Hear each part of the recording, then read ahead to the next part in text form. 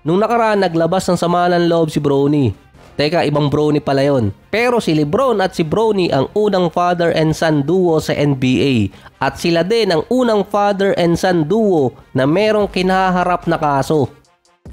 Nangyari pa yon noong 2022 na naging involved di umano si Bronny sa car crash habang nasa senior year niya sa high school. Agad yung dininay ng legal counsel ni na Lebron.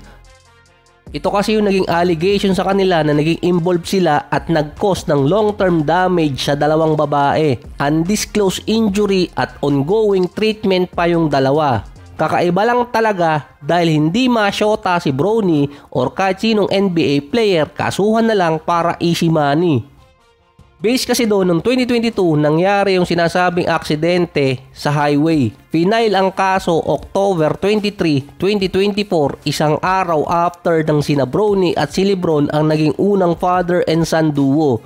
Kahit yung highway patrol, walang makitang report na may nangyaring aksidente sa sinabing araw noong November 13, 2022. Ito yung nakalagay sa allegation or sa kasong final kina Bronny at Lebron. Ang hinihingi ng dalawang babae, alam nyo na, settlement para bayaran sila para sa kanilang medical expenses at care beyond sa medical treatment ng dalawa. Pati yung sasakyang kailangan bayaran. Hinihingan din sina Bronny at si Lebron ng bayad doon sa mga trabaho or income na nawala sa kanila. At least ako, binablog ko lang yung dalawa at ginagatasan. Pero si Lebron kasi kakaiba lagi yung kaso sa kanya. Yung isa dati, yung picture niya or siya yung nasa picture, kinasuhan pa siya ng infringement. Yung pinaka-kakaibang kasong nabasa ko dati dito, yung kay Derrick Rose. Kinasuhan siya ng isang fan nung na-injured siya at hindi na gumanda yung laro dahil nagkaroon di umano siya ng mental instability. Sa tagal din na final yung kaso, halos ngayon lang din lumabas. Halos sinutdown din yon sa media or wala talagang basis dahil wala namang report na nangyari na aksidente nung time na to based sa highway patrol. Para lang din hindi umingay sa media, ise-settle na lang kasi yun ang pinakamadaling paraan para sa mga NBA player. Parang namimihasa na yung iba.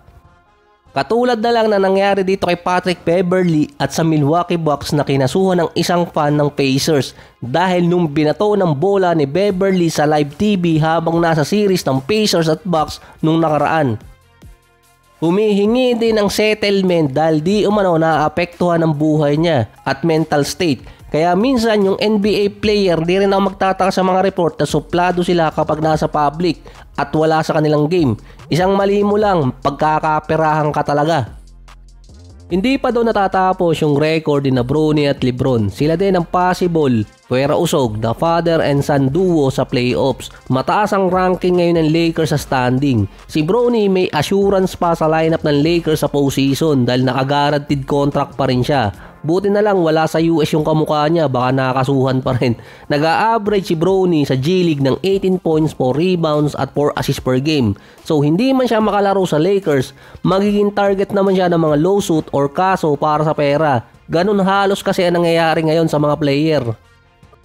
Kaya pala tong si Bronny hindi rin payagan na maglaro sa road games para dito sa South Bay Lakers. Kasi nga meron pala nangyayaring kaso na hindi alam ng iba. So bago ko tapusin ang episode na to, mamaya ko na lang din i-upload yung episode sa NBA story para dito kay Dalton Ginek.